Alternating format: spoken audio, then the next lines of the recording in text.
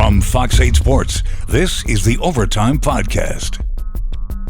From the Fox 8 studios in New Orleans, this is the Fox 8 Overtime Podcast. I am your host, Sean Fazende. Riding shotgun next to me as he does each and every podcast is Andre Johnson Jr. Do not forget the JR or SR will be very, very upset. Before we get into today's podcast, be sure to like, share, rate, and review. If you are watching us on YouTube, hit that subscribe button, get the bell notification for when we drop that fire content. And today it's Wednesday, hump day in the city of New Orleans. So before we get into the actual topic at hand, how are you doing this week, my friend? I'm good. I just got a fresh haircut about 3 hours ago from like my boy Quincy.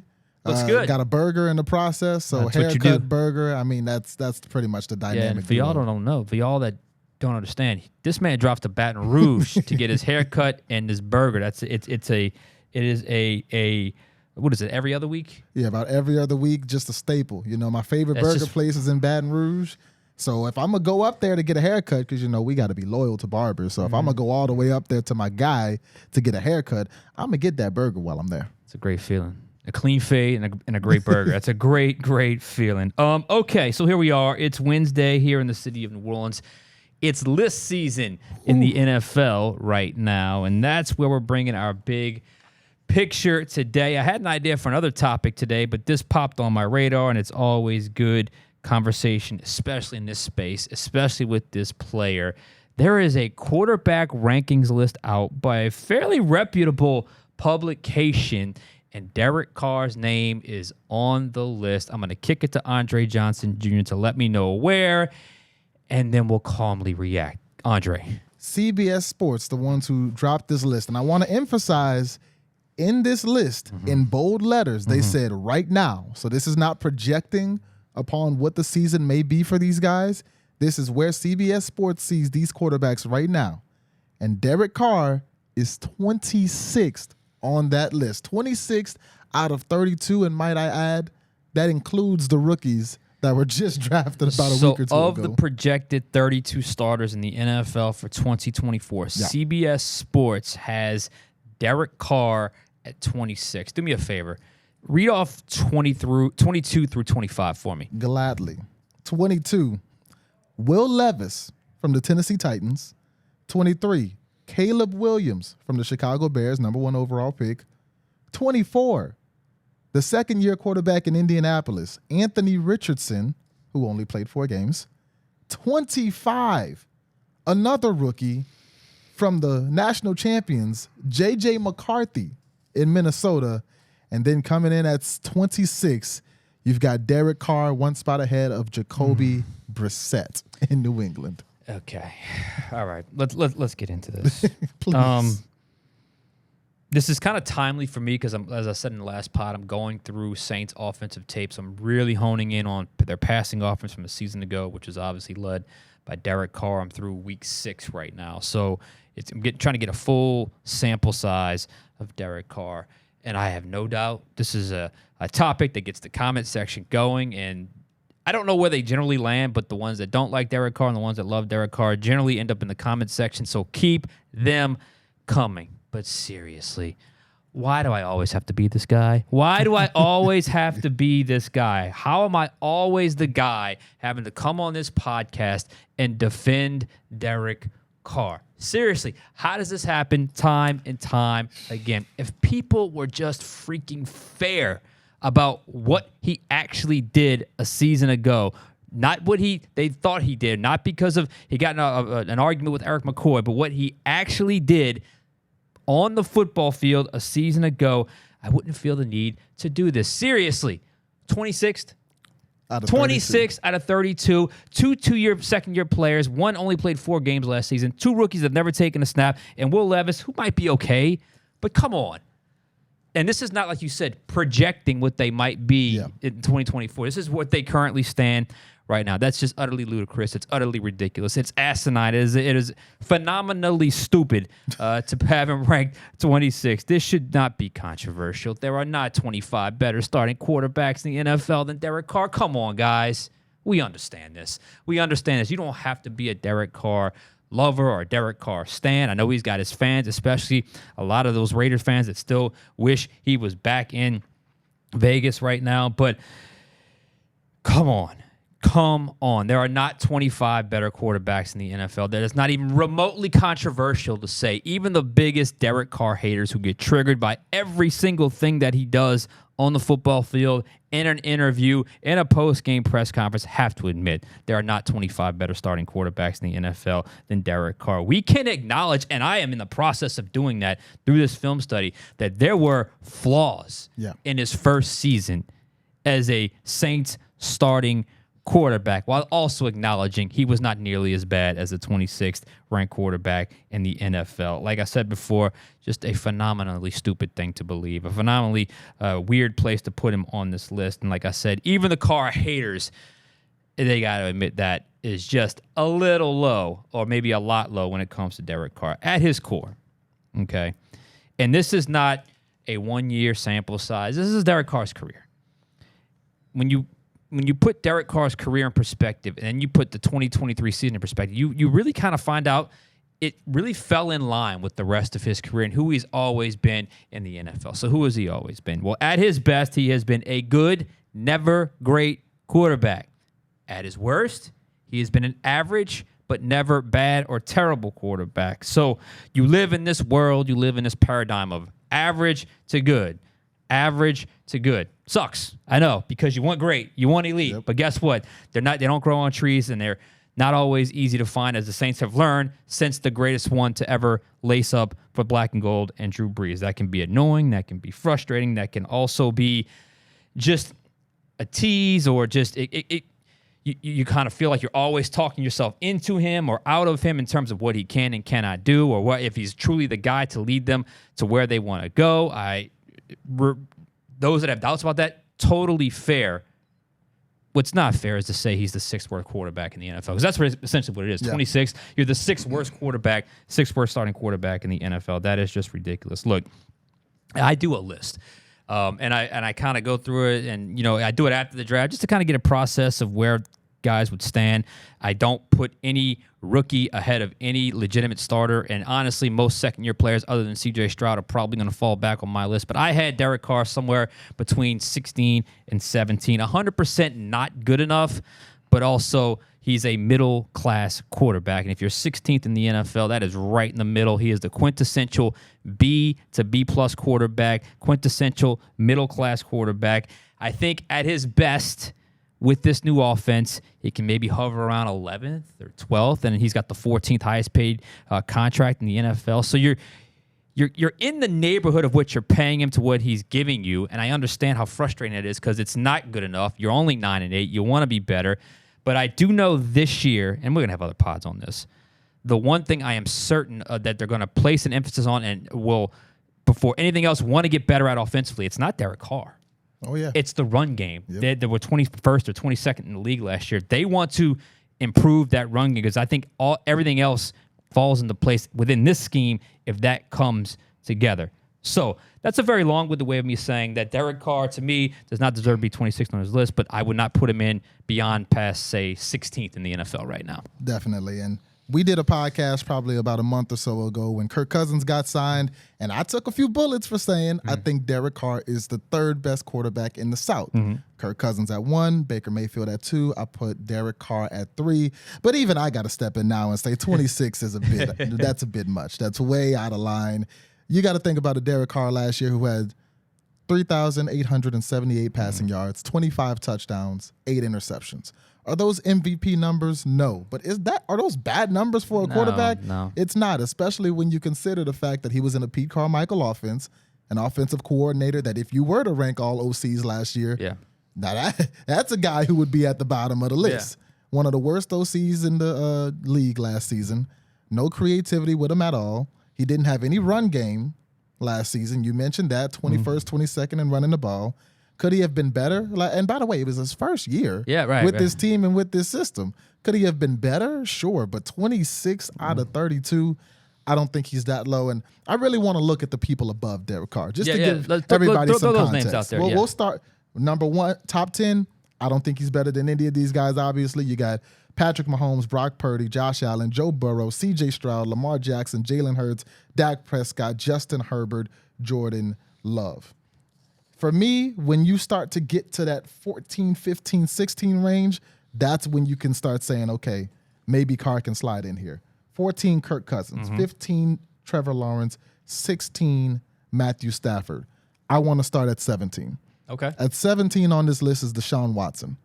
Has Deshaun Watson really wowed you since getting into Cleveland? And you can make a case that when it's all said and done, that could end up being one of the worst trades in NFL history, considering what they paid him and guaranteed him. But I'm right there with you when it comes to Deshaun Watson. Exactly. A player that was almost here, by the way. Right. Now, if we were talking Houston Deshaun Watson, he'd be in the top 10. But since getting to Cleveland, the season Derek Carr had last year, that might be the best season that he's had since coming to Cleveland. Yeah. So is Deshaun Watson 9 spots ahead of Derek Carr today? What could I say to justify that? Geno Smith at 18. Okay, Geno Smith did get a comeback player of the year. Yeah, the Seahawks have had success, but to me, him and Derek Carr are about what and what. But 8 spots ahead of Derek Carr. You mentioned just now one of the worst trades of all time. You actually did call this the worst trade of all time. A trade involving the guy at number 19, Russell Wilson. Yeah. Russell Wilson in Denver was an abject failure. Yeah. And is that guy 7 spots ahead of Derek Carr, now the Steelers starting quarterback? I don't think so. Baker Mayfield at 20. I understand that. If anything, I might move Baker higher than 20 for what he was able to do last year, and I think that Tampa Bay as a whole is getting kind of underrated this season. Kyler Murray at 21. Kyler has the deck that he's been handed has not been an easy one to deal with. He doesn't have a lot of weapons. Now, they did just draft him Marvin Harrison Jr., so that could help him this year, but I think Kyler Murray is probably a little higher than 21. But the ones I named earlier, when you start at 22, Will Levis. Will Levis had an incredible debut. I believe he came out, had 4 passing touchdowns in that game. Big plays. A lot of big plays. Great game. Every game after that, I mean, he was up and down. He looked like a rookie. I certainly wouldn't say that he was better than Derek Carr off of one performance. Yeah. You go after Will Levis, Caleb Williams. Okay, if you want to put Caleb Williams there, he's got the potential. He's got a lot of weapons in Chicago. Yeah. Keenan Allen, DeAndre Swift, Romo Dunze, DJ Moore. That team is stacked and waiting for him to take it over. If you want to say just off potential and talent, he's that high, you can argue that. But again, he hasn't done it yet. Derek Carr has been doing it for over a decade in the league. The one that really got me was number 24 in Anthony Richardson. Yeah, right. He played 4 games. Mind you, he didn't finish 2 of those games because he hasn't learned how to protect himself in the NFL yet. So have we seen flashes in the 2.5 games he's really played in the league? Sure.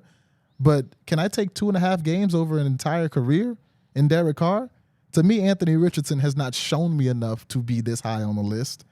After him, J.J. McCarthy.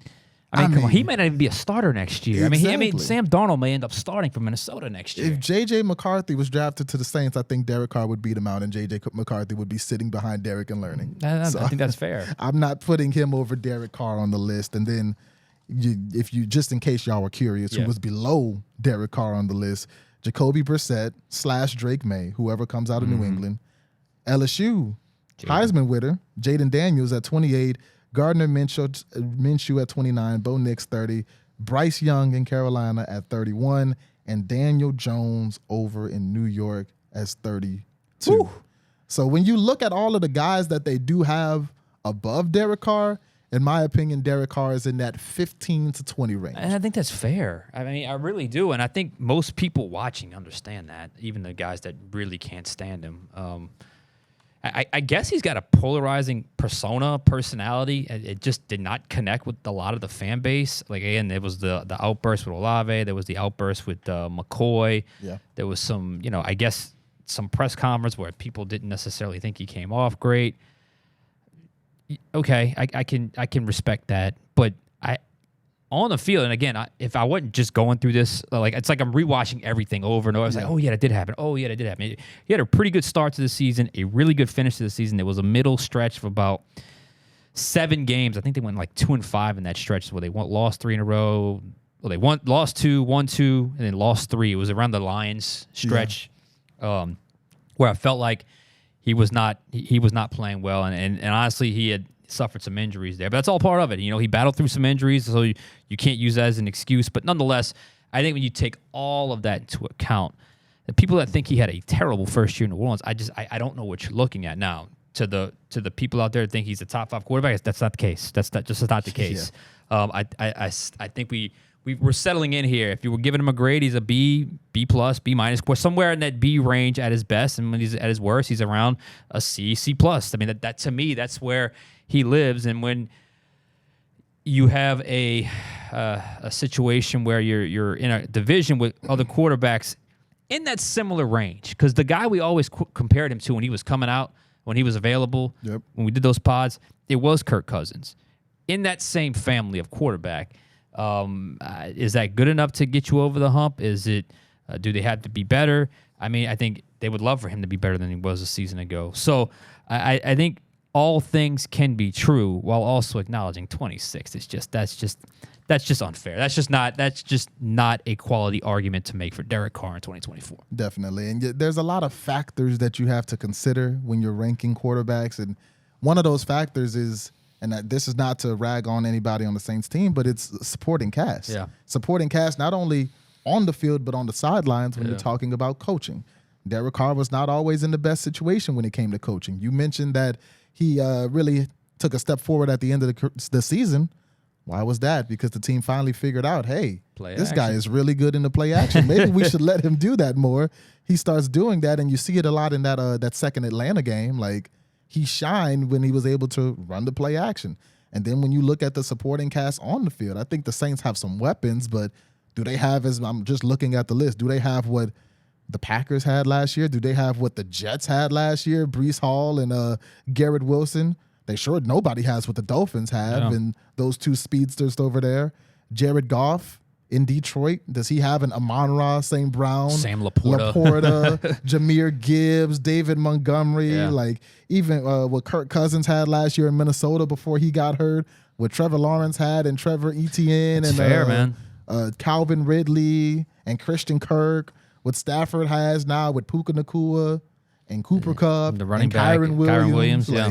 A lot of when I look at even Deshaun Watson in Cleveland, he had Nick Chubb. Now, Nick Chubb got hurt, but Jerome Ford from the University of Cincinnati came in, played some really good football at running back. He's got Amari Cooper. They just brought in Jerry Jeudy. Like, Geno Smith in Seattle. They've got DK Metcalf over there. Like, Baker in Tampa. He's got Mike Evans and Chris Godwin. A lot of the quarterbacks that are rated above Derek Carr, they have better weapons than Derek Carr. There's no doubt about it. And then there are other things in terms of the type of offense they wanted to be and where they end up settling into. And this is going to be a wide zone, stretch bootleg, play action type offense he's getting into. So the thought is this is the type of offense he needs to be in because, look, Derek Carr is not a force multiplier.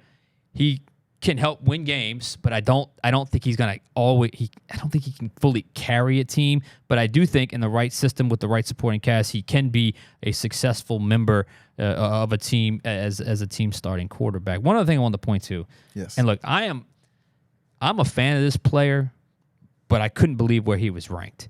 Where was Brock Purdy ranked on that list?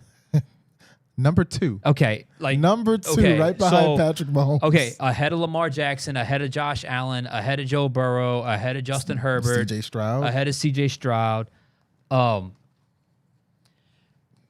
Okay. So now we see we're getting at with this list. Because, I mean, look, I would probably put Purdy maybe 8, 9, something like that. I don't know. He would be in the bottom of my top 10. So I might not even put him in the 10. Maybe I'm a hater. I might not even put him in the top 10. One more year of the way he played this past year, and then I'll talk to you about, we can talk about, a little higher than that. But for now, on the high end, I would probably have him at 7 at the absolute highest. 2? I like Purdy, but come on now. That's just that's a flawed argument to make in that regard. Right. So, end of the day is this. I hate being this guy. I really do. Because I feel like I watched Derek Carr's game. I watched the film over again. I rewatch it, and I see a player that's okay, that's decent, that's good, not great, not terrible. So that's where I expect the reaction to be to his game. But I see this just firestorm of reaction to his game. And I'm just like, to me, it's just a little bit. It's just Some of it comes with the territory, but I think it gets to the point where it gets a little ridiculous at times. And for him to be ranked 26th, it was the perfect topic for the Fox 8 Overtime podcast today. Definitely. Yeah, I'll tell you what, if the Saints felt like they had the 26th best quarterback in the NFL, that first-round draft pick might not have been Taliese Fuanga. This guy comes with a great point again. Come on now. I wish I would have said that. That's a fantastic point. Like, I don't think they would have stayed at 14 and gotten that guy. We had the 26th best quarterback. We're good at quarterback. They would not have done that. Yeah, I don't think they would have waited till the 5th round and drafted Spencer Rattler if they thought they had one of the 6 or 7 worst quarterbacks in the league. Just an observation. I think you're dead on with that. We want to know your comments, though, and I know you're going to have a lot of them because there's nothing like a Derek Carr podcast to get the comments going. So leave them. Love us, hate us, love him, hate him. Doesn't matter. Leave some comments below. We'll try to react as best as we can. I think that's it for me. Anything else from you? Nope, I'm good. All right, he's done good. with this list. All right, done with that list. Maybe we'll come up with a list of our own. But for now, Andre Johnson Jr., I am Sean Fazende. We'll catch you guys next time on Overtime.